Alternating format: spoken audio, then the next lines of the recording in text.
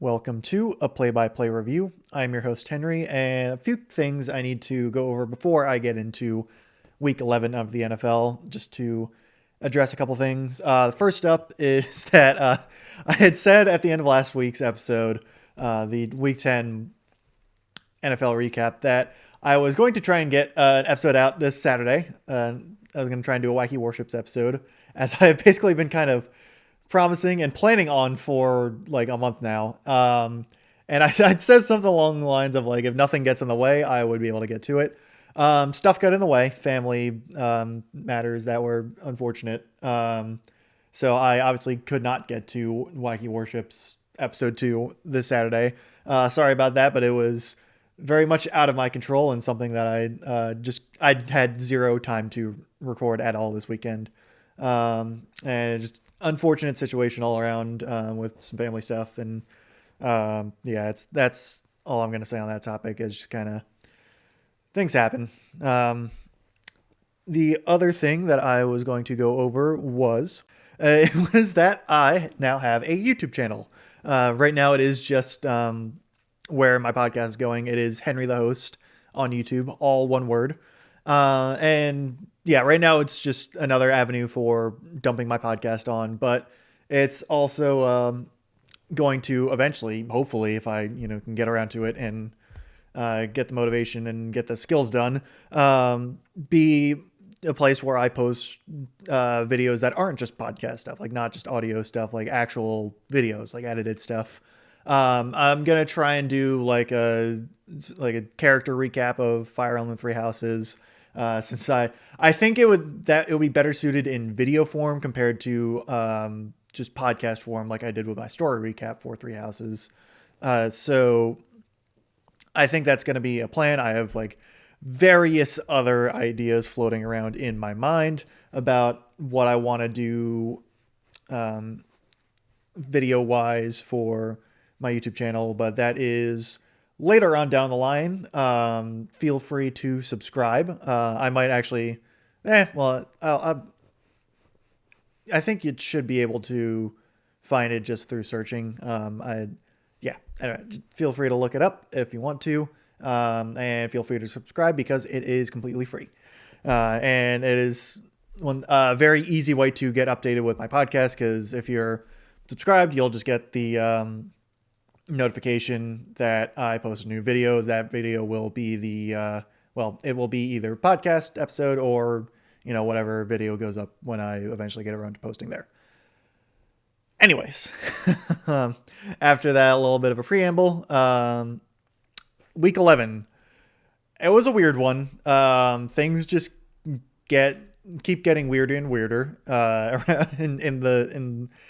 in this absolutely insane NFL season. A few things to kind of spoil ahead. The Carolina Panthers have a better record than the Kansas City Chiefs, which I don't think anyone was expecting at this point in the season. The Chicago Bears are leading the NFC North, as everyone was expecting. Shedeur Sanders finally played a game 11 weeks in. It's been a lot. But I'll get into specifics as we go on. The Indianapolis Colts and the New Orleans Saints were on byes this week, so we got the week off of Jonathan Taylor being insanely good at football. And we also had the last of the international games this year, the Commanders and Dolphins playing in Madrid, Spain. I'll get to that after the Thursday Night Football game. That'll be the second game I cover. This week had a lot of close games, a lot of game-winning field goals, which was kind of cool to see. It's always fun to see like buzzer beaters, essentially, like the closest thing NFL has to a buzzer beater, so to speak. And there's like 3 or 4 of them this week alone, I'm pretty sure. There also felt like a lot of players coming into the week that were going on injured reserve, and just more injuries as well. Also, a lot of continuously bad refereeing. Ref ball reigns supreme this season, and there are some awful calls this week. But we'll jump right into Thursday Night Football. It was the New York Jets going into New England to take on the incredibly hot New England Patriots. They're on, I think, a seven or eight game winning streak going into this game, and their win streak got extended to basically no one's surprise. The Jets look good for about a drive, I would say. Their opening drive was actually they looked actually competent on offense. They scored a touchdown, and then the Patriots basically did the same thing, and they like the entire first quarter was just two drives. It was literally a Jets touchdown drive and then a Patriots touchdown drive. Travion Henderson had 3 touchdowns in this game. Didn't have like a ton of yards, but he was very efficient and was getting the ball when he needed to. Drake May was, I think, had threw touchdowns to him twice in this game. And it was really just after that first drive. It was kind of all Patriots after that. They took control of this game pretty quickly. 2 touchdowns in the second quarter. And they only won. It was only 27-14, so it wasn't like a huge blowout, at least like scoreboard wise, but it definitely felt especially by the second half, it really felt like the Patriots were just in complete control, and the Jets just didn't have much of a chance to really do anything in this game, which is just kind of expected. And I suddenly developed a bit of a case for the hiccups, which was not expecting, but hopefully I can pause and unpause my recording to not make it sound too obvious that I have them here. But the Patriots won this game pretty handily. They are now 9-2. They've been completely rolling. Drake May looks really solid. This team has completely turned it around at the moment. And they're just working on all levels. And one of the big narratives that has come out of this game and kind of has developed over the course of the season is that the Patriots have like the easiest schedule in football. And I'm not going to deny it. They certainly have a very easy schedule, and like the level of competition that they've been playing has overall been pretty weak. At the same time, though, the Patriots have looked good in most of their games. They would be like 10-1 right now if they didn't turn the ball over 6 times against Pittsburgh. And the if game you can totally play like if they did this, didn't do that, whatever. But it's like this is a team that is playing like they're winning games well, and they can only play the teams that are on their schedule. Like it's not like they can control who they play. And even against good teams like Buffalo, they still play well. Mac Jones has looked. Sorry, not Mac Jones. Mac Jones hasn't looked bad this season, but he is not the Patriots quarterback anymore. Drake May, that was quite the slip up. Drake May has looked very good this season, and they are firmly in the driver's seat to the playoffs.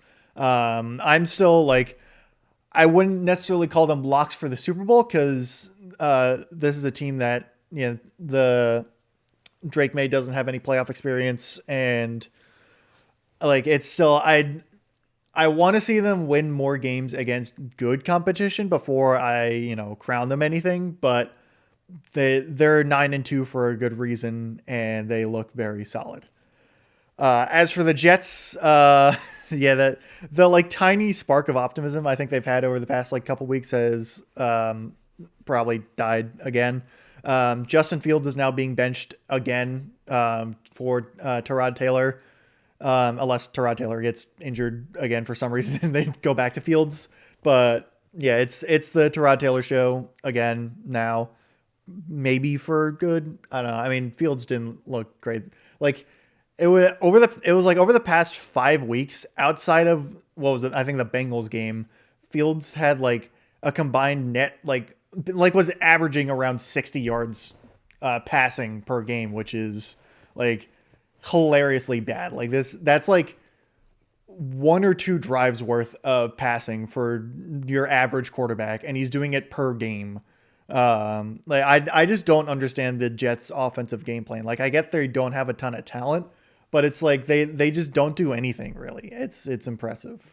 So they're very much in picking top 3 this year or this coming draft in 2026. I'd be surprised. I'd be shocked if they don't pick top 5. And I could definitely see them going picking 1 or 2 overall. Tennessee could probably get number 1 overall. and then trade back. As I could see that happening because Tennessee is also really, really bad. But like Jets are definitely going to be up there, I think, in the draft order, and they're definitely picking some kind of quarterback, whoever it may be. Again, I'm not like super well versed in college football, so I think I've seen it's that Fernando Mendoza, I believe, who plays for Indiana, who's ranked number 2 right now, is like the front runner for number 1 overall pick. But this is kind of one of those draft classes where there's like it doesn't seem to be there's not like a Caleb Williams or like even a Jaden Daniels or Drake May or a Trevor Lawrence or Joe Burrow who's like, yeah, this is like franchise changing, like we have to pick this guy number 1 overall type of quarterback because the upside there is immense and we know he can change this franchise. It doesn't seem like, from what I can tell, that there's a quarterback in this upcoming class that's like, we need to draft this guy because he's going to be a superstar. It's more like there's good quarterbacks that are coming out of college, but not like a generational talent type of quarterback. It's where it's like if you're a quarterback needy team, there are quarterbacks available, but it's not quite the level that we've seen in other draft classes. And that happens, it's like you like 2013 going back, 12 years, but like EJ Manuel was like the top quarterback draft in that class, I'm pretty sure. Or even 2021 or not 2020, 2022 with Kenny Pickett being the only first round quarterback. It's like sometimes you just have draft classes that don't have good quarterbacks in them. And it's unfortunate for, quarterbacks that are, or teams that are look like quarterback needy that the year you suck essentially is the year you don't get a good quarterback draft class, but it is what it is. And I might be completely, missing the mark here. Again, I'm not a college football expert. This 2026 quarterback class could be really good. I don't know, but from what I've seen so far, it's like the 2026 quarterback class, from what I can tell, from what little I've seen, and in my opinion, doesn't look like it doesn't seem like the 2024 or 2020 or 2018 draft class, essentially. From everything I see, the 2027 draft class looks, I don't know if just quarterback or just overall. I think it's more just overall. The 2027 draft class looks significantly better from everything I've seen online from people that I follow. It's that draft class looks significantly better than 2026. Anyway, side tangent over. That was kind of a ramble. I'll move on to the Sunday games. Start with the Madrid game, Commanders Dolphins. To a pair of 3-8 teams, or 3-1 teams, I should say. Dolphins had 3-7, Commanders were 3-8. This is another Marcus Mariota start because Jaden Daniels is still injured. No word yet from what I've seen if he's coming back at all this season. But again, this is one where there's no Jaden Daniels, no Terry McLaurin. It was just a backups game essentially for the Commanders. They were missing a lot. Basically their wide receiver core was not DJ Moore. I don't know why I'm like thinking of various like completely incorrect players. But Deebo Samuel was their wide receiver core, and then no one else really. Like it was Chris Moore. I think Robbie Chosen was there. I don't think he caught a pass. Jacoby Jones, but not the late Jacoby Jones who played for the Ravens, a completely different Jacoby Jones. And maybe other people. I honestly, I couldn't tell at that point. Like there was just no one to throw to. And it showed. The Commanders offense did not play well in this game. They just could not convert much in general. Their defense, however, which if you followed the season, or if you followed me talking about the season, has been an absolute dumpster fire. Like legitimately one of the worst in the league. This game, however, was a bit different. Dan Quinn had taken over play calling duties coming into this week after the repeated just shellackings over the past few, really 4 to 5 weeks. And the Dolphins aren't exactly the best team in the world offensively, especially this year, but they beat the Bills. And and the Falcons by a lot recently. So they were on an uptick. And they actually held the Falcons to 16 points. Falcons won 16-13 in overtime off of a field goal after Marcus Mariota threw an interception on the first play of overtime. But this is a Dolphins offense that has a lot of talent. Devon Achane still rushed for 120 yards, and the Dolphins were getting into the red zone a lot, but the Dolphins were really struggling to score touchdowns. And I was very much impressed with how much better this defense looked. Like the team actually ran a disguised cornerback blitz, and it worked. And I'd never seen it before. It was like a caveman discovering fire. It was like, we can do this. We don't just rush 4 and drop 7 on third down. Like it's a miracle, and it was insane. They didn't win the game, but like honestly, at this point, I'm fully like, this season's a wash. Just putt the season and look and tank essentially. Like I'm fully in tank mode, and so I'm honestly okay with this loss, to be honest. Like, because this is a completely backup offense, and honestly, like backup defense or at least halfway backup defense. So seeing them actually, like the scheme actually being good, or at least seem like better, like significantly better than what it's been over the past few weeks, at least makes me optimistic for the future. Why it have to take 11 weeks to get here? It was frustrating, but it's for the 1 week at least, I can have a little bit of optimism saying like, okay, I know that at least Dan Quinn still seems to know how to coach a defense. And that like he does more than what we've seen so far. And it just overall, the team looked a lot better than it has over the past couple weeks. They still don't look great. And it's the injuries, the underperformance, and like the old roster, and just complete lack of talent with all these injuries, is unfortunate for the Commanders. But I have optimism for going into next season, because I don't think the injuries are going to be nearly as catastrophic as they were this season. It's just one of those where there's just so many injuries that just take you out of a season and you can't recover. And this is one of them. The Commanders don't have enough depth, again, because of the god-awful Ron Rivera drafts, where basically everyone got cut because they were all terrible. So there's just no one to work with. And hopefully that gets fixed. I'm kind of hoping that the Commanders end up with like a top 10 draft pick and like trade back to get more picks, because they need them, because they of the trades for Deebo Samuel and Laramie Tunsil, and also Marshawn Lattimore, taking away multiple picks in this draft. So yeah, it is what it is. For the Dolphins, I mean, they're 4-7, so I don't really know if they can do much with how late the season is already.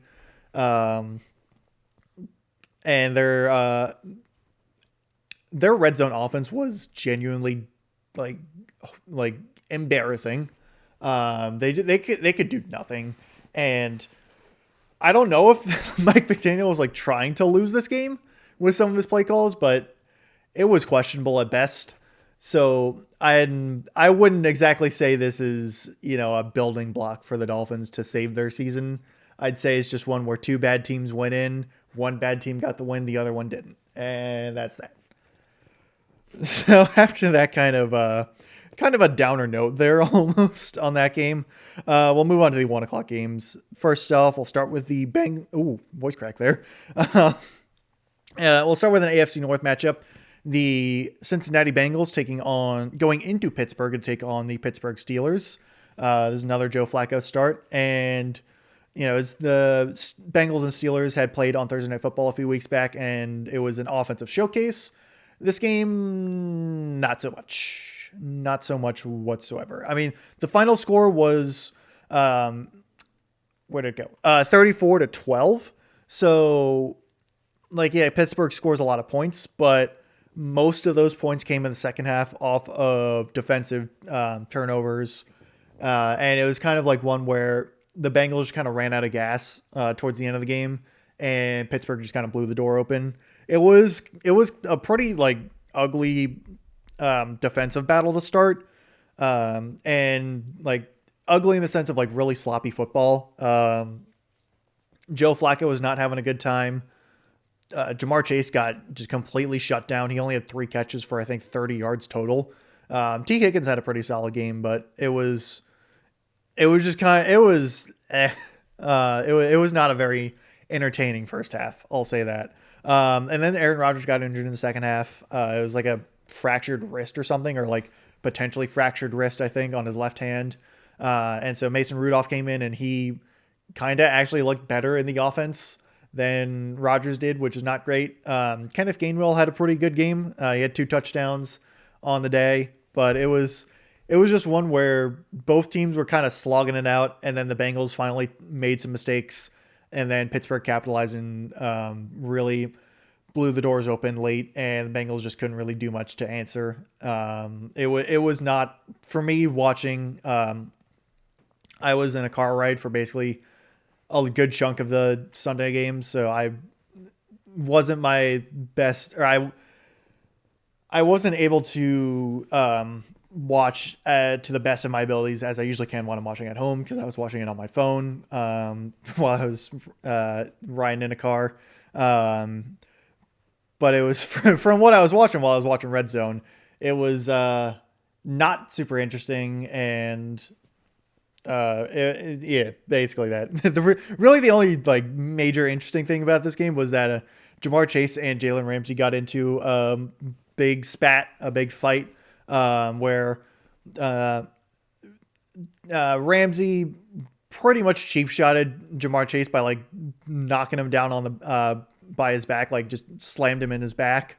Jamar Chase got in his face, then spit in Jalen Ramsey's direction.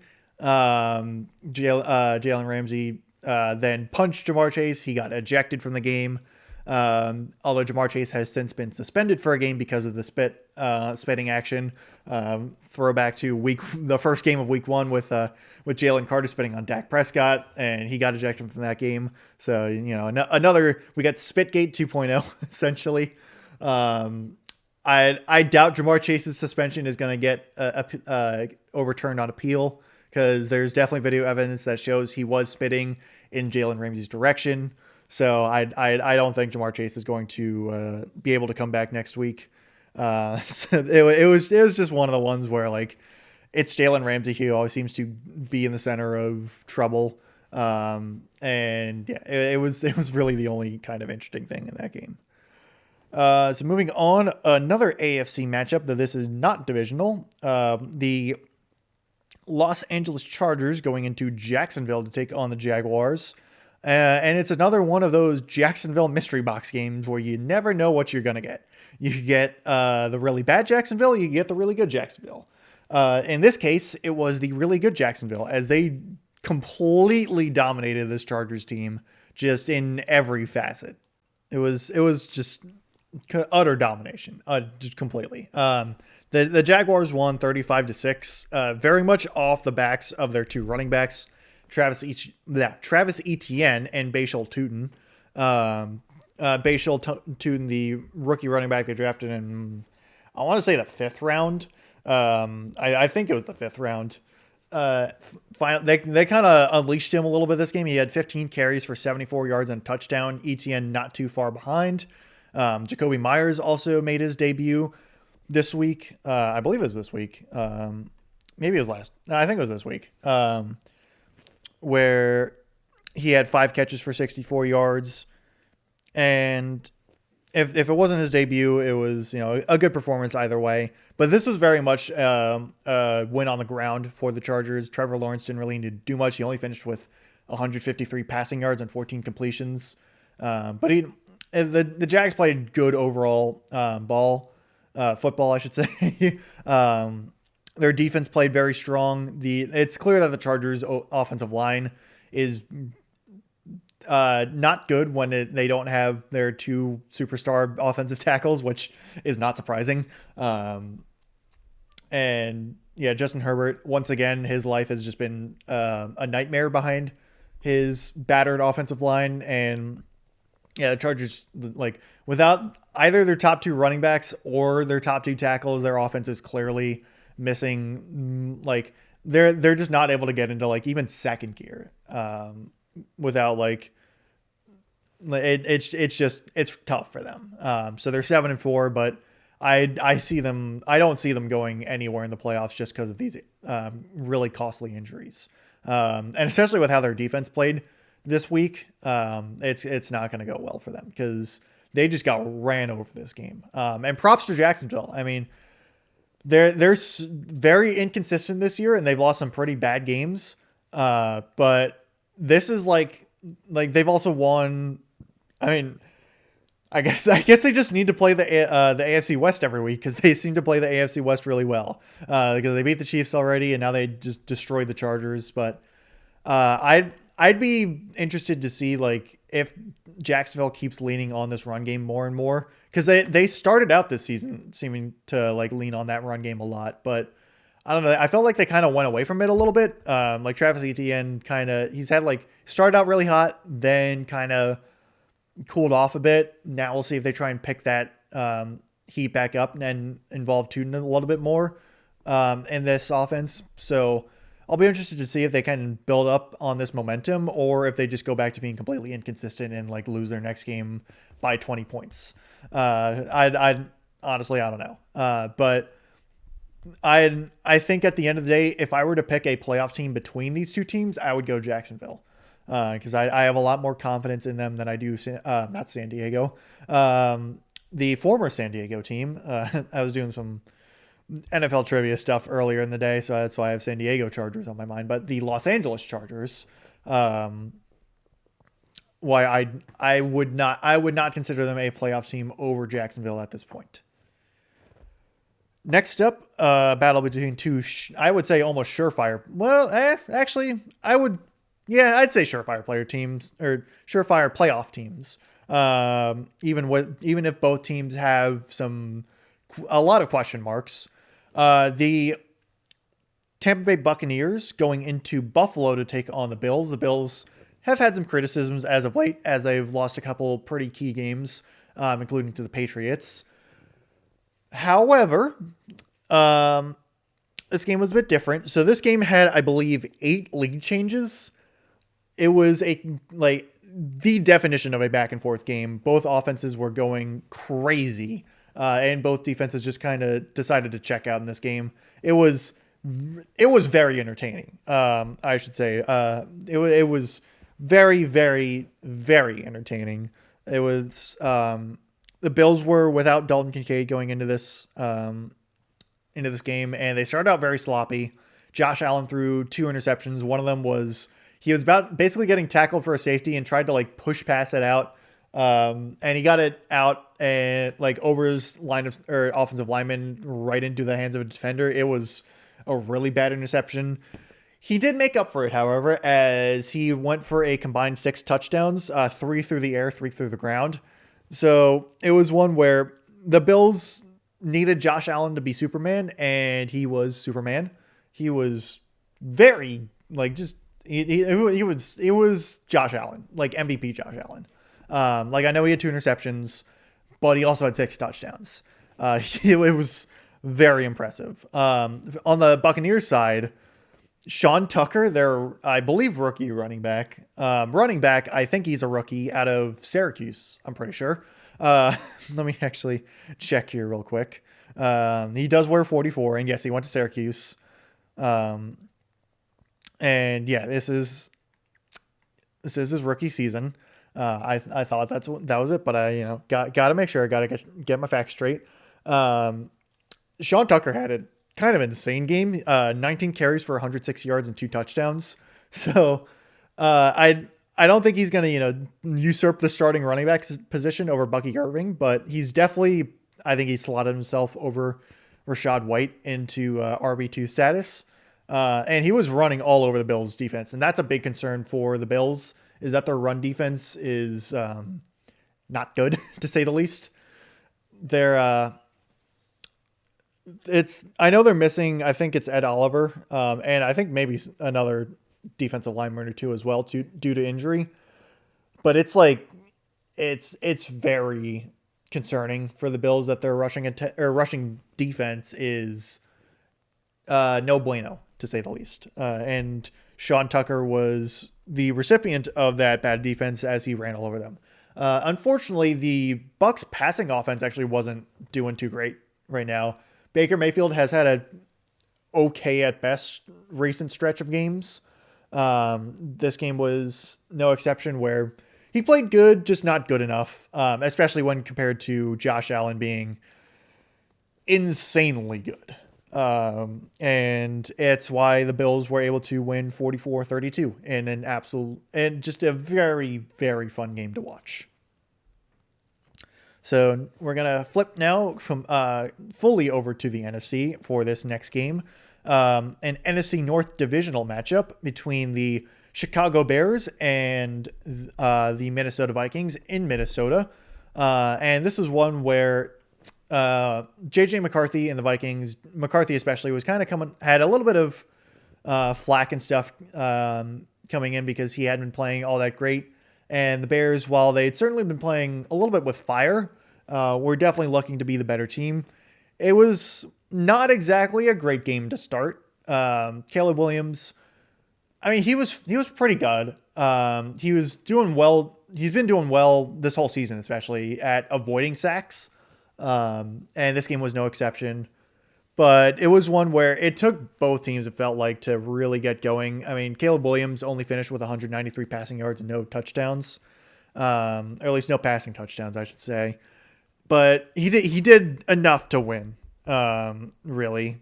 And, like, he played better than J.J. McCarthy because J.J. McCarthy had a pretty bad game. And it was...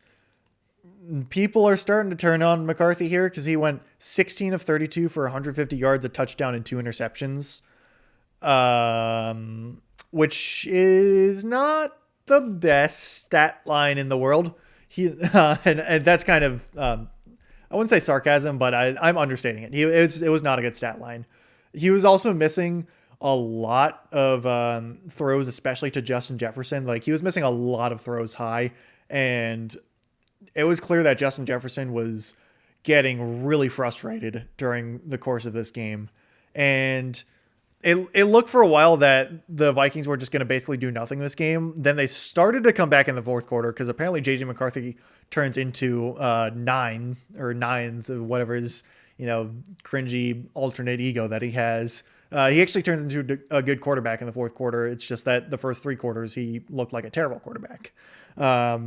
And they actually did take the lead in the waning, the last minute essentially. But a really good kickoff return by, I think it was Devin Duvernay for the Bears, basically made it so that the Bears only needed to go 20 yards or 30, maybe 30 yards to get into field goal range. And they did. And Kyra Santos kicked the game-winning field goal. So the Bears won 19-17, and they are now 7-3 and on top of the NFC North. The Vikings are 4-6, and it's definitely looking to be a little shaky because McCarthy has not been playing all that well over the past couple weeks. And I keep an eye out for the Vikings if things do continue to get worse to see what Justin Jefferson does, because he's clearly looking to be frustrated. And I don't think he's gonna blow up or anything like that emotionally, but I don't know, I'd keep an eye on it because it could be something interesting to watch. Either way, though, it's just one where it's kind of encompasses both teams' seasons. I feel like where the Vikings really only play well in the fourth quarter, and even then, it's usually not enough. And the Bears, they don't exactly play super flashy or even super dominant, but they make good plays when they need to, and they create turnovers. They are very, very good at creating turnovers. I think it's 3 of the top 5 interceptions leaders this year are all Chicago Bears. So they're a very opportunistic team, and it certainly helped them to get to 7-3. After that, gonna go back over to the AFC with another 1:00 game, another divisional game. The Houston Texans going into Tennessee to take on the Titans. The 1-win Titans, the 4-win Texans going into this game. This is another Davis Mills game as CJ Stroud is still in concussion protocol. And fortunately for the Texans, they were playing the Titans. And even with Davis Mills, it was enough, though only just barely enough to actually win. They won 16-13 on a buzzer beater field goal. And this is just another one where it's like the Texans starting their backup quarterback against the Titans in 2025. You know, this is just going to be a really ugly, boring game to watch. Calvin Ridley got injured. He basically just came back from injury and then got injured again. And it was just, I basically all my notes for this game is that it was a slow game. It was kind of boring. The Texans won. Calvin Ridley got injured. Like it just felt like there was nothing interesting in this game that really happened.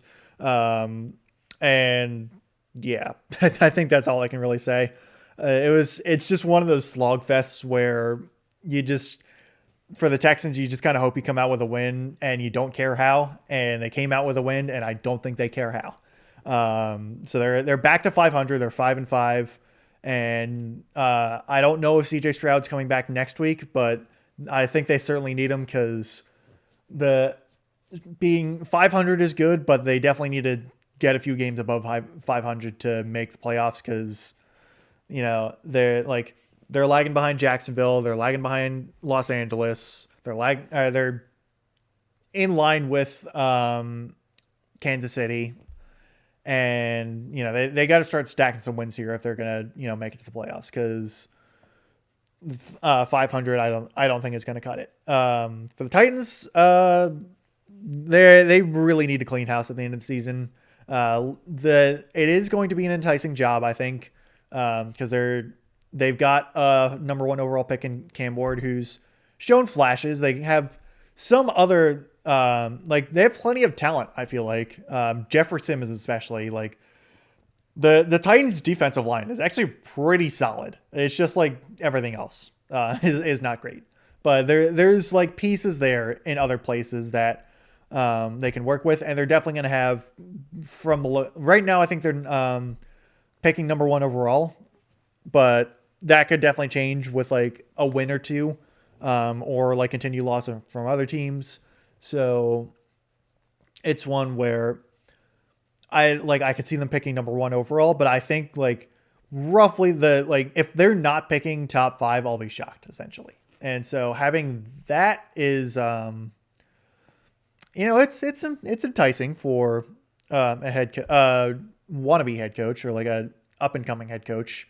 So I don't know. We'll see. That's for off season though. That's for the off season. So after that, we'll go back over the NFC, another divisional matchup. The Carolina Panthers going into Atlanta to take on the Falcons. And last time these two teams played, the Panthers scored 30 points and the Falcons scored 0. This time, the Panthers scored 30 points again. The Falcons scored 27. So still not enough, but the Panthers would win in overtime here and sweep the series against Atlanta, which is pretty, I don't think people were expecting that coming into the season. And this is one where it was this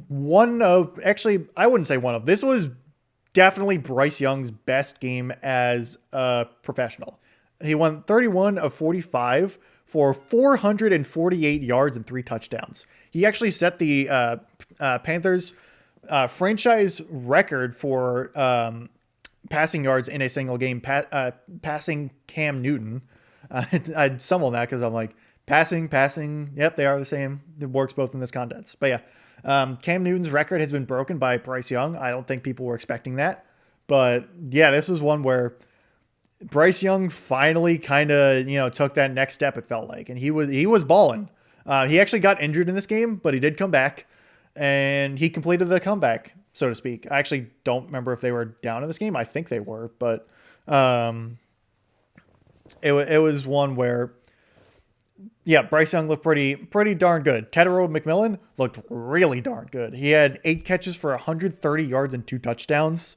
And yeah, it was one where the Panthers, they didn't need to just lean on Rico Dowdle anymore. They finally have a passing attack, even if it's just against Atlanta. But and that's not, I shouldn't say that. Atlanta actually has an okay defense. I feel like their pass rush is developing a lot more. But it was not nearly enough, and they were getting shredded by Bryce Young in this game. Bijan Robinson, he had a good game, 104 yards and 2 touchdowns.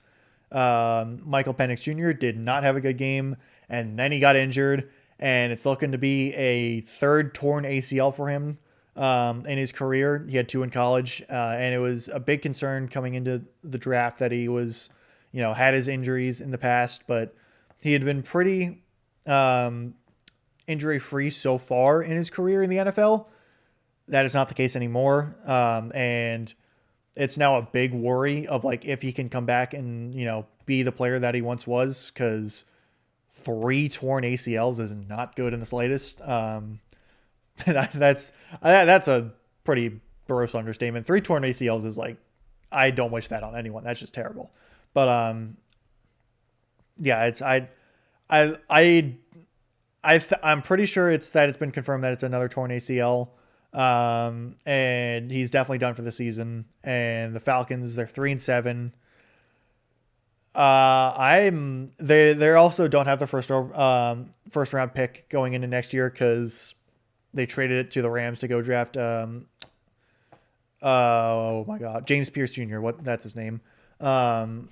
So yeah, Falcons are in a bad spot at the moment because they are potentially back in quarterback hell, with Penix dealing with another major injury and Kirk Cousins being kind of terrible.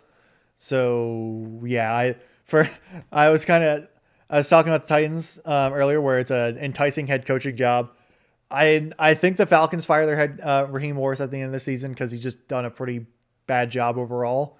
And this is a job where it's like, if it's open, I don't think it's a very enticing job, because I know they have good players on both sides of the ball, especially on offense with like Bijan and Drake London. But the other circumstances of being in quarterback hell and no first round pick is not great, to say the least. Drake London also did, I think, get injured in this game late, and yeah, it was not great. It's getting to like the worst case scenario for the Falcons at this point. As for another team that's, I don't know if I necessarily say worst case scenario, but definitely not going well this season. New York Giants, New York, not Newark. The Newark, New Jersey Giants. The New York Giants. They played host to the Green Bay Packers, and the Packers once again just could not be normal whatsoever. They could not beat the Giants handily. They did beat the Giants 27-20, but it was a game that should, for how much skill the Packers have on their team and how like talented they are and like what aspirations they have, they should not have been struggling as nearly as much as they were in this game. And it wasn't even to Jackson Dart, nor was it to Russell Wilson. It was instead to Jameis Winston, who got the start in this game. And it was your pretty typical Jameis Winston game. He had some pretty, crazy throws. He ended the game, or not ended the game, but like basically ended the game in the fourth quarter in the red zone. He threw an interception that wasn't really actually his fault. It was more he was throwing what looked like a post route. I think that's what it was. He was throwing one of the ones where like if you're like the receivers on the left, like you're the quarterback behind the offensive line, your receivers on the left on the outside, and he's running towards the end zone. And it's like, I think the route is like you run straight and then you kind of run diagonal towards like the back corner pylon. I think that's a post route. I wouldn't quote me on that though, because I'm not super well versed in that. But that seemed to be the route run by Jalen Hyatt, who was the receiver who was the target on the play. Hyatt, for some reason, just kind of stopped halfway through his route, and Winston was throwing to where he was supposed to be, where the defender, who was using logic and memory and all that and coaching, it's like, yeah, I know where this play is going to. I'm going to go to that place, and that was where the ball wound up, just not Jalen Hyatt. I'm not really sure what Jalen Hyatt was thinking, and it led to a red zone interception that basically all but sealed the deal for the Packers in this game. And yeah, I will throw a caveat in here. Josh Jacobs got injured in this game, and he went out like completely for the game. Don't know how long he's going to be out for. Jordan Love also got injured in this game, though he did come back. But it was still one where the Packers definitely should have played better than they did. But they got the win. They're 6-3-1. So there's that. They had a lot of drop pass in this game. Romeo Doubs had a terrible game. He had multiple drop passes. And it was a pretty sloppy game overall. But that's just kind of how it is. At least Jameis Winston's fun to watch for the Giants. He's more entertaining than Russell Wilson, at least, even if they're not going to win games. But I'm still very worried about the Packers because they've been so mid over the past few weeks. And this game did not alleviate my concerns really ever. And if Josh Jacobs is going to be down for an extended period of time, I am very worried about them.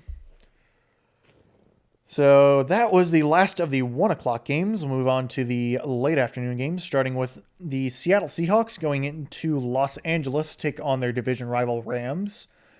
And this is probably the worst game I've seen the Seahawks play this season. Sam Darnold threw 4 interceptions this game, and he just looked uncomfortable the whole time. Like, he was getting pressured a ton. He was underthrowing a lot of balls, and it was a rough one overall. Despite this, the Seahawks only lost by 2 points. They lost 21-19. And I think it's a testament to that both of these teams have very strong defenses. The Rams have like a really solid group of young players. And the Seahawks also pretty similar. I think the Rams, like, their pass rush is a bit better, while the Seahawks secondary is a bit better. But both these teams are very solid overall. And it was even if it's one where there's a lot of turnovers and it wasn't like super high scoring, it was still a pretty good divisional matchup. The Rams shot out early in this game. They scored 2 touchdowns in the first quarter, but their offense just basically got completely shut down after that for most of the game. Devontae Adams had the always hilariously legendary stat line for a receiver of having 1 catch for 1 yard and a touchdown. During the game, that was his entire stat line: 1 catch for 1 yard for 1 touchdown, which was funny. But it was one where the Rams leaned a lot more on Kyren Williams. He had 91 yards and a touchdown and 12 carries actually, whereas Seattle definitely leaned more into the air attack. Jackson Smith and Jigba had another 100-yard game. He had 105 yards and 9 catches. Seattle was just struggling to find the end zone. I think almost all their points, except for 1 touchdown in the fourth quarter, were field goals. It was Jason Myers was having a day. He did miss a game-winning field goal at the end. It was like 60-some yards, I think, or like 50. It was a long field goal, essentially. And it was one where I definitely don't blame him for the loss. I would blame Sam Darnold because, again, he threw 4 interceptions. And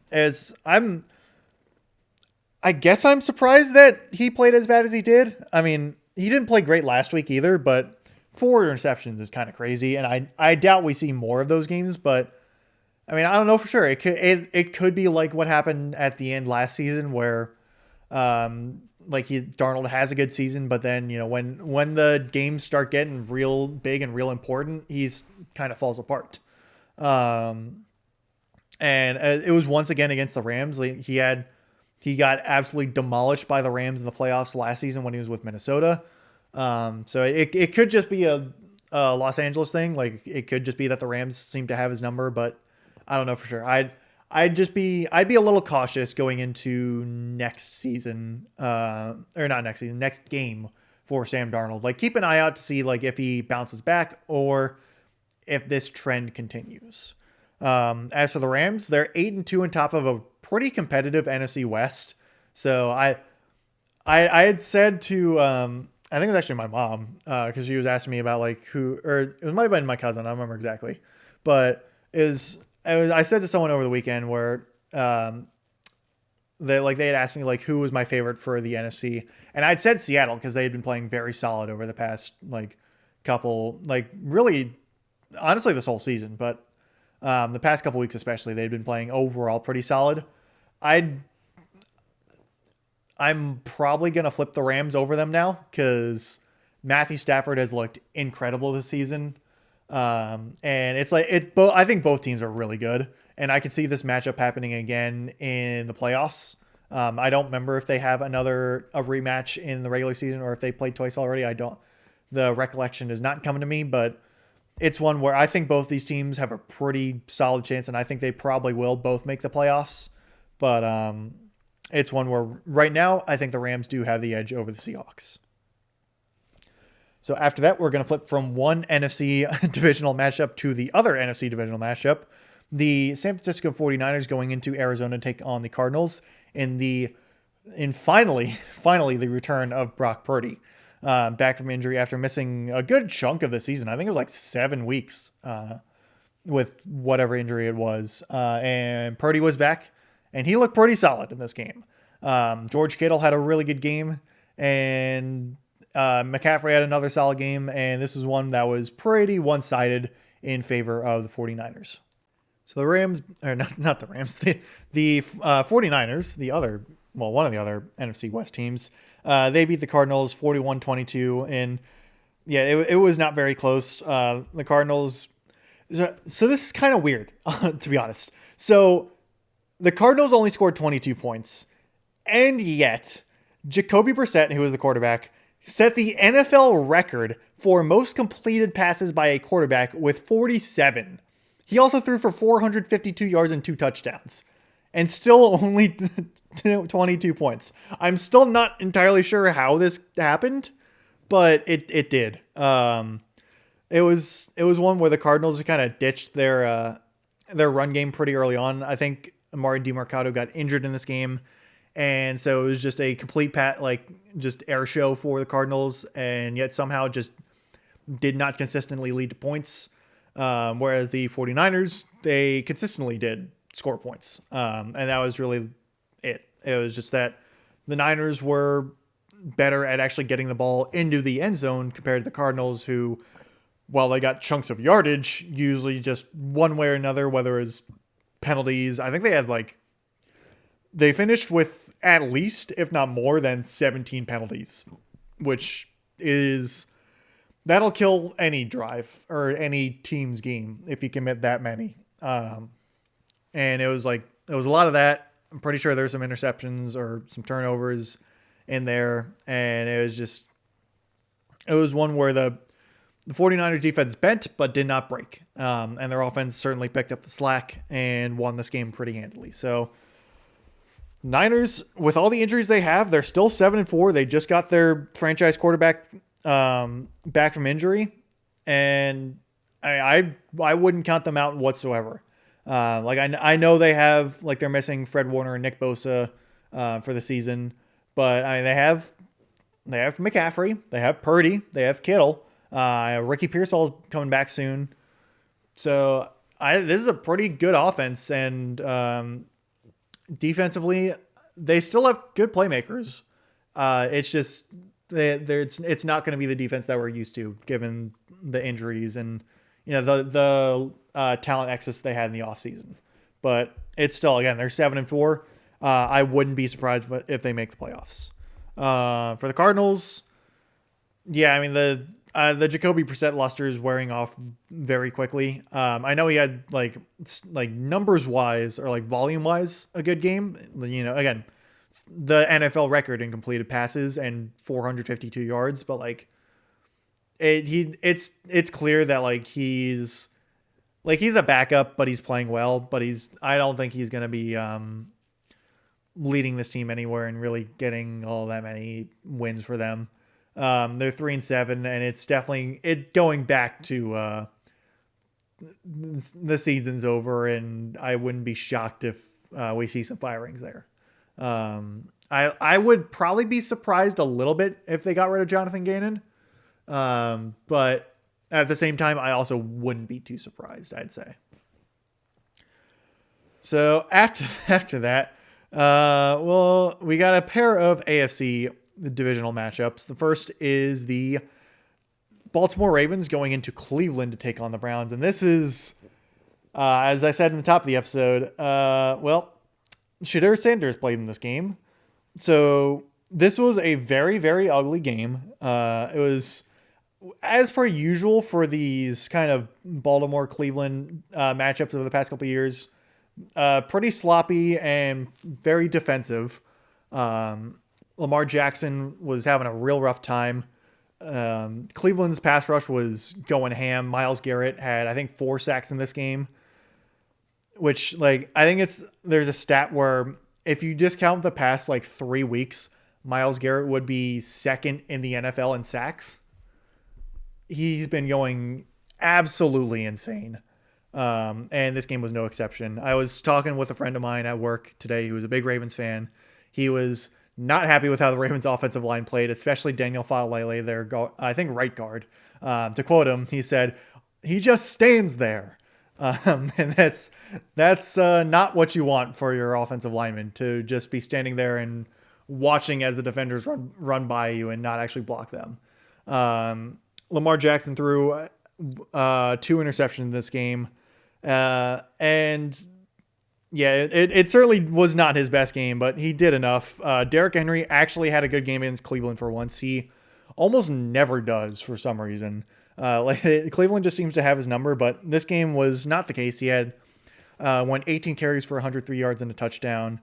The Ravens actually ran a tush push, or set up for a tush push, but instead they like handed it off to Mark Andrews, and he like spun around on the outside and ran it like 30 some yards for a touchdown. It was a cool trick play, and it was one where the Ravens just kind of, they won ugly, and that's what they need in these types of games. As I said before, Shadur Sanders came in. Dylan Gabriel went into concussion protocol and was eventually declared out in this game. Shadur proceeded to go 4 of 16 for, let me see, what was it? It was not a lot of passing yards. 4 of 16 for 47 passing yards and an interception. Was also sacked twice for a net loss of 27 yards. So, yeah, it was. So, about this. For those who aren't in the know, Shadur Sanders has a pretty large following, or like a fan base, I should say, on online spaces like Twitter, and also just like in the media, because, you know, he was a highly touted prospect, or in the sense of like, he had, like, obviously his father's Deion Sanders. He had a fairly successful college career. He brought a lot of recognition to the University of Colorado, had a lot of hype, and certainly seemed to have a good amount of talent as a quarterback. And since quarterbacks are the most popular player in football, there's a lot of buzz surrounding him, and it grew to I'm not going to try and get into like why people are so obsessed with Shadur, both obsessed with praising or criticizing him on either side. I'm not going to speculate on that, but the factual matter, or the matter of fact, is that he has a lot of people online who like really want to see him succeed, and really don't take kind to criticism. Not even like Shadur Sanders being the one that doesn't take kind to criticism. It's like these random people online that are like living through Shadur for some reason. This was not their day, to say the least. Or, well, Sunday was not their day. Shadur Sanders did not play well in the slightest. He had a very bad game, threw a terrible interception, almost threw 2. Threw one basically right to Kyle Hamilton that basically Hamilton should have caught but didn't. And I believe his interception that he threw was a pick 6, I should add, if I remember correctly. So Shadur did not have a good game. What was also true is that he was not thrust into a good situation where it's late in the game. It's an obvious passing situation the whole time. And he's been the third string and then the backup for the whole season. So it's not like he's had, all the time in the world to practice with the starters. And that's been this huge, debate now, is that it's like, Shadur never got any chance to practice or like get first team reps, so he wasn't prepared or anything like that. I think it's a little ridiculous, because it's like he's an NFL quarterback. He's been on the roster. He has played in the system, and he's played with guys on the team. Like he knows. I would assume he knows to an extent what's going on. So it's not like they just picked him up off the street and handed him a football. It's not Baker Mayfield on Thursday Night Football a few years back when he got cut by the Panthers and then signed by the Rams. It's not that. Like he's not learning the playbook. He knows the playbook. He's known it since training camp. It was still not a favorable situation. He still looked really bad. And it's the online spaces have now, it's either it's a conspiracy, like if you're in favor of Shedeur, it's a conspiracy against him. Like Kevin Stefanski is a racist who's that's a criticism I've seen, by the way, is that Kevin Stefanski is a racist for not giving Shedeur Sanders first team reps and trying to tear him down because what I don't know. It's not it's not to say that Dillon Gabriel is I believe Hawaiian of Hawaiian descent. Like he's a person of color. The Browns also have had Deshaun Watson on the roster, and Stefanski has coached Deshaun Watson. He is black. And I'm not trying to make this into like a political or racial thing or anything like that. It's just like it's one of those ridiculous criticisms that I've seen. I am honestly, I would say I'm 100% sure that in this case Stefanski is not a racist, and that there is no. I firmly believe there is no conspiracy here to try and tear Shedeur Sanders down for whatever reason these people think there is. I think it's just that Shedeur Sanders had a really bad game against a Ravens defense that looked a lot better, and that he has been the backup for a reason. I do. It does seem to look like that Shedeur will be starting this coming week because I haven't seen anything to suggest that Dillon Gabriel is out of concussion protocol. So my old prediction back in the AFC preview is that that's like incredibly outdated. It, like got outdated like 3 weeks in essentially, maybe probably even 1 week in. But we might see Shedeur Sanders actually start a football game now. Will he play well? Who knows? But ESPN has their talking points. I saw it today on ESPN. They were talking. It's like how important are first team reps for your quarterback. So it's ESPN's licking their chops that they can talk about Shedeur Sanders. They've been waiting all season, and it's finally here. But yeah, it's kind of it is what it is, and I don't know. I don't know if Shedeur Sanders is going to do well, but I think it's like now that he's going to have time to practice with first team reps, people can A, shut up about it, and B, can actually get better judgment to see if, is he actually good? Is he not? Is he just okay? I don't know. We'll see next week, I think. I actually don't know if Cleveland's on a bye next week, but we'll see. Yeah. Anyways, this episode is getting a little long already, but I don't have too many games left. I think there's only 3 left. The last of the afternoon games, the Kansas City Chiefs going into Denver to take on the Broncos in a very pivotal AFC West matchup. It was one, if you were to believe Nick Wright, who I think works for FS1. He's one of those various talk show hosts who makes some really outrageous takes. He's also clearly a very big Chiefs fan. He had guaranteed, he thought 100% that Kansas City was walking away with a win in this game and that Patrick Mahomes was going to outplay Bo Nix. Neither of those things happened. The Kansas City Chiefs lost 22-19, and Bo Nix outplayed Patrick Mahomes. Bo Nix threw for 295 yards. Patrick Mahomes had actually a pretty bad game, all things considered. He was missing a lot of deep passes. He basically had like one pass over like 25 yards completed in this game. Basically everything else was checkdowns. Or like short passes. There's a lot of yards after the catch, as Kansas City's offense is usually like they thrive on. They like throw into Travis Kelce 10, 15 yards over the middle of the field and he runs for another 10, 15 yards is, their bread and butter. There weren't too many of those in this game, but like there's still a couple like classic Mahomes to Kelce passes, but it was one where it took a while for both offenses to get going. It was 6-6 at halftime, but it was definitely one where it seemed like the Broncos were playing better ball than the Chiefs were. The Chiefs were getting the benefits of a couple pretty key calls. There was one where Mahomes threw a pick six, That got called back on a kind of ticky-tacky illegal contact call that negated it. Riley Moss, who is the like a second or third string cornerback for the Broncos, he's been their nickel cornerback essentially, who's now been playing outside with Pat Surtain injured over the past couple weeks. He's been getting picked on a lot and has been giving up a lot of pass interference calls against him.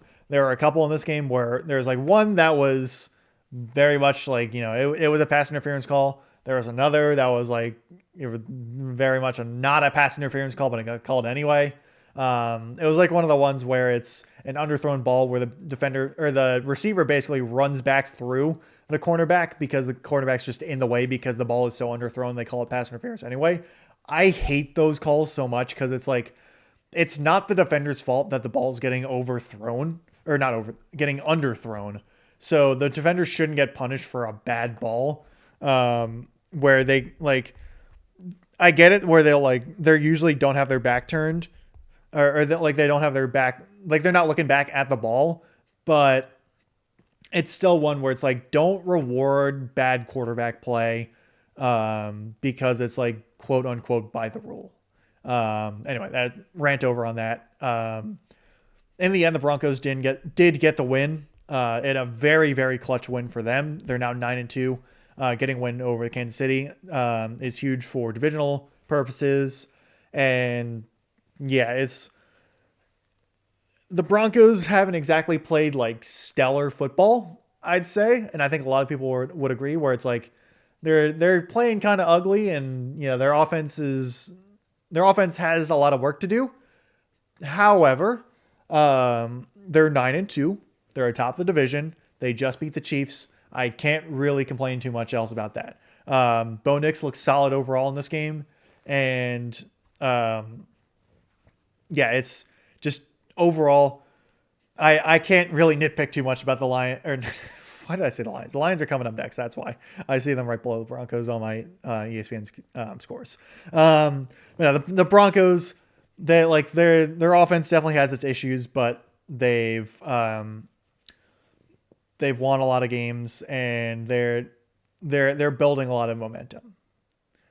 For the Chiefs, however, they're out on the outside looking in at the moment, and they've noticeably taken a step back from how they've done. I feel like I know that it's like statistics wise they're pretty similar to what they were last year, and it's like how last year they were 11-0 in one score games. This year they're now 0-5 in one score games, but I feel like either way, it does seem like this Chiefs team is not the same that we've seen over the past couple years. I still wouldn't count them out of the playoffs because I still think Mahomes and Reed and Kelsey are very good and they still have a lot of talent around them. They're just definitely not locks for the Super Bowl. I think that they're going to struggle in the playoffs if they do make it because they just have looked very mid. And they're 5-5, so they are quite literally mid right now. But I would in no way count them out at the moment. It's like the Patriots in their especially in the like late 2010s and towards the end of their dynasty. It's like everyone always wanted to count them out whenever something went wrong. But you can never count the Patriots out because they had Tom Brady. And I'm still not counting out the Chiefs because they have Patrick Mahomes, essentially. So the Sunday night game it felt like it took inspiration from last week's primetime games and just being absolutely god awful to watch. The Detroit Lions went into Philadelphia to take on the Eagles. And after last week, Dan Campbell said he was going to take over play calling duties for the rest of the season. Campbell called a very good game last week against Washington, but again, it was Washington and their defense was having the nightmare of nightmares last week. So this week was very different. The Lions offense crashed and burned very quickly. They only scored 9 points, didn't score a touchdown, and they went for it on fourth down over the course of this game, I think like 6 times, and did not convert a single one of them, I believe. it was painful to watch, to say the least. Um, they didn't have Sam Laporta. He's on injured reserve. I should also say regarding the Broncos in the last game, J.K. Dobbins has gone onto IR. I think it's season-ending IR, but the injured reserve is a thing. I also forgot to mention one other injured reserve placement. Milton Williams, the defensive tackle for the Patriots, their big free agency signing from the Eagles in the offseason, he's on injured reserve now. Yeah, that was that. Just a little side tangent because I forgot that earlier. But anyway, Sam Laporta, he's on injured reserve, but I don't think just missing him was the problem. I think it was just that the Eagles defense was just playing a better game than the Lions offense. Jared Goff looked really bad this game. He just looked rattled the whole time. He was missing a ton of easy passes. He was under pressure constantly. Jalen Phillips, the defensive, or like off-ball linebacker, defensive end, however you want to call it, pass rusher essentially that the Eagles traded for from the Dolphins. He was having an insane game. He's having a really good start to his Eagles tenure. And it's looking like a slam dunk trade for the Eagles right now, which is, for me, it's grumble. I don't like it, but it's props to Howie Roseman. That was a good trade through 2 games so far, but as Eagles defense overall was just making Detroit's life miserable. And on the flip side, it was kind of the same thing where the Eagles offense just was getting nothing done. Jalen Hurts did not really have a good game. And Saquon didn't have a great game. And it wasn't even like the Lions offense was like, or not the Lions defense was like playing out of their minds. It was just, it's kind of been the story for the whole season for the Eagles, where their offense just really struggles to execute, and just has some like really uninspiring play calls. I think Chris Collinsworth was talking about it. Like the Eagles over the past couple of years had thrived on Jalen Hurts designed runs because he is he's a very dynamic rusher. Like he's good with his legs, and it really opens up the passing game and really just the whole offense. This season, they just have not ran the ball with Jalen Hurts all that much outside of tush pushes.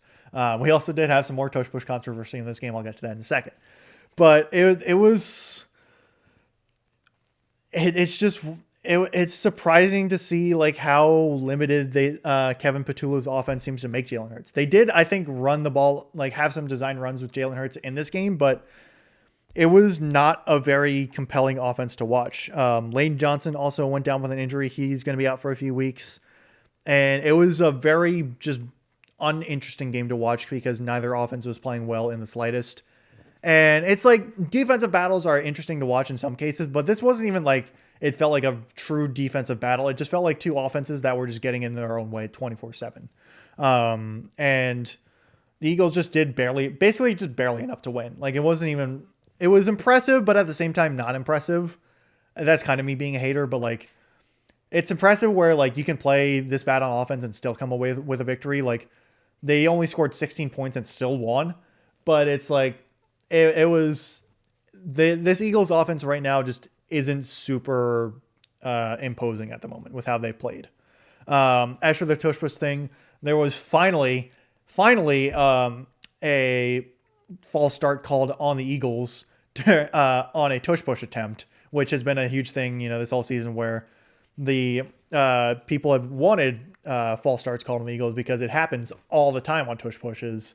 And it finally happened where it got called on a false start. The funny thing, though, was that it was actually the wrong call. It should have been encroachment because or a neutral zone infraction because a Lions defender was basically had his hand like over the line of scrimmage. And the Eagles offensive guard, I don't remember who it was, but was like basically swatting at the Lions defender's hand to like get it out of the way of the neutral zone. And it should have been a neutral zone infraction because that's like by the definition, like the Lions defender was in the neutral zone and he caused an offensive lineman to react, which is a neutral zone infraction. They just called it a false start instead, which I just found hilarious. And it's like, yes, it's the wrong call, but Eagles fans have no right to complain with how many false starts they get away with their tush pushes. But anyway, it didn't matter in the end. The Eagles won.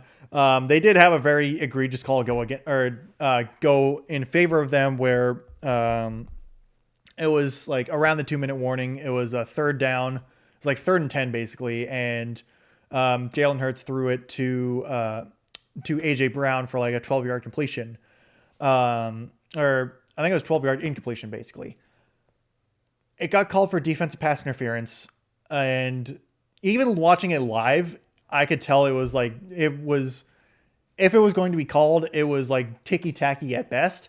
And literally watching the replays of it, it was offensive pass interference on AJ Brown. Like he literally pushed off Rock Yassin, the Detroit cornerback, and tried to go for the ball. And didn't end up catching it.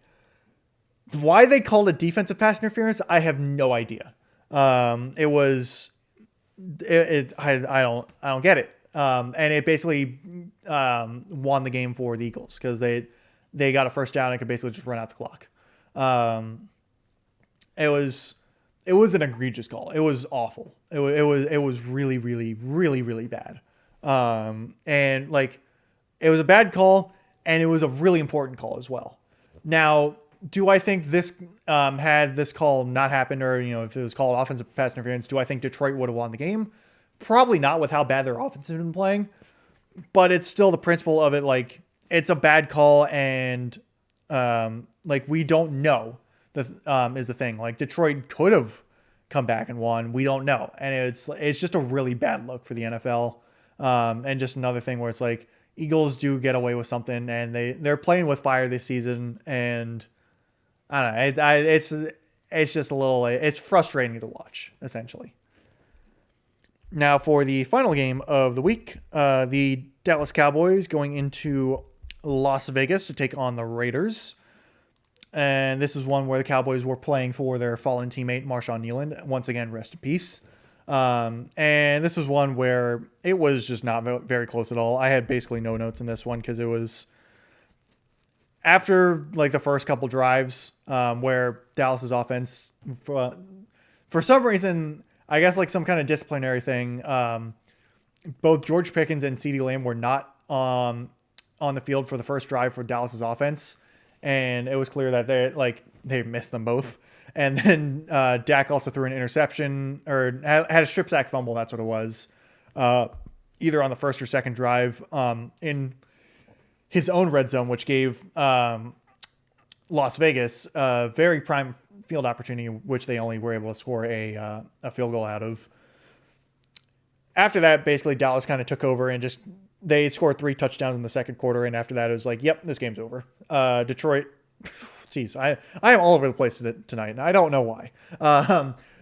Vegas, the Raiders, just could not get much done on offense, which was not surprising. Dallas's defense had, like, for as much maligned as they were this season, as they have been this season, they played a very solid game. Newly arrived Quentin Williams had a very good game. Kenny Clark also had a pretty solid game. And it was just one where both offensively and defensively, the Cowboys were the better team. George Pickens had another very good game. Dak Prescott had another very good game. And Javonte Williams had another solid game. And it's one where when the Cowboys play against, like bad teams, they can really run up the scoreboard. It's just against good teams.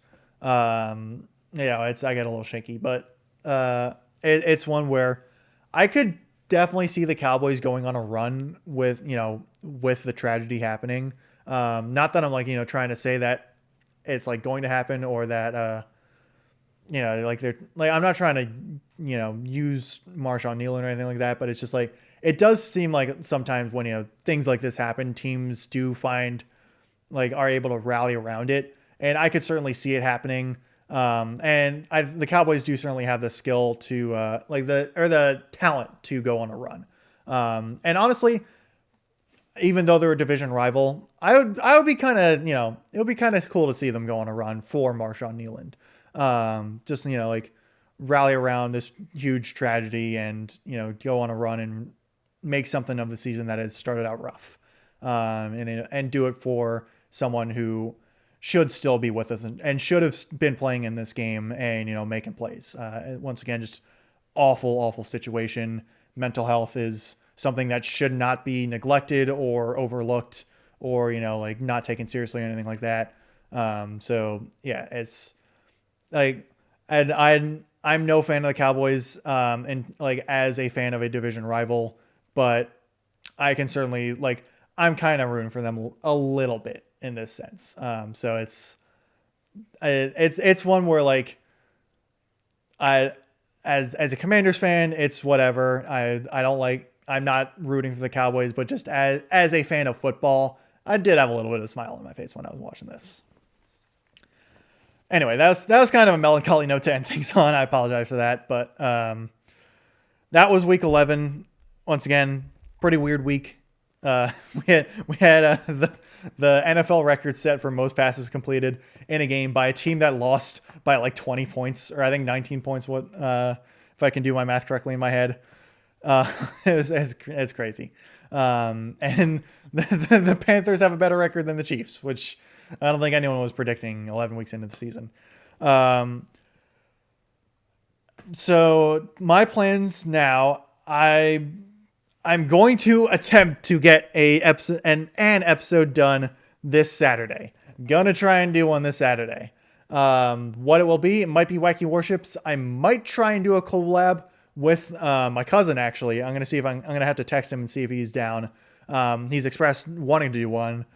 He is a big Warhammer 40k fan, so I think I want to do like a Warhammer 40k like introduction, like a 40k 101 like type of episode with him. I'll text him about it. So that's a to be determined. Could happen, could not happen. We'll see. If not, it's probably gonna be my long promised Wacky Warships episode 2. I mean, at this rate, I feel like it's gonna be the promised but never delivered episode with how things have gone. But unless something again in my life happens that I'm not expecting, I'm going to have an episode out on Saturday. If not, as I always say, next week is going to be expect an episode next Tuesday for NFL Week 12 recap.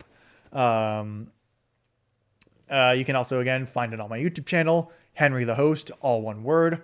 It's like the name Henry, then host, the name Henry, then host, all one word. Right now, my profile icon is just like your normal Google account. It's just the letter H with like a teal background. I have not figured out what I want to do from a profile picture yet, but anyway, you can find it on there. It has like 3 subscribers at the moment, but it has all my podcast episodes. Go give them a listen there if you want. Go subscribe. Once again, it's free. I'd be happy about that. If not, oh well, I can't stop you. Anyway, that's that. Thank you very much for listening, and hope you tune in next time.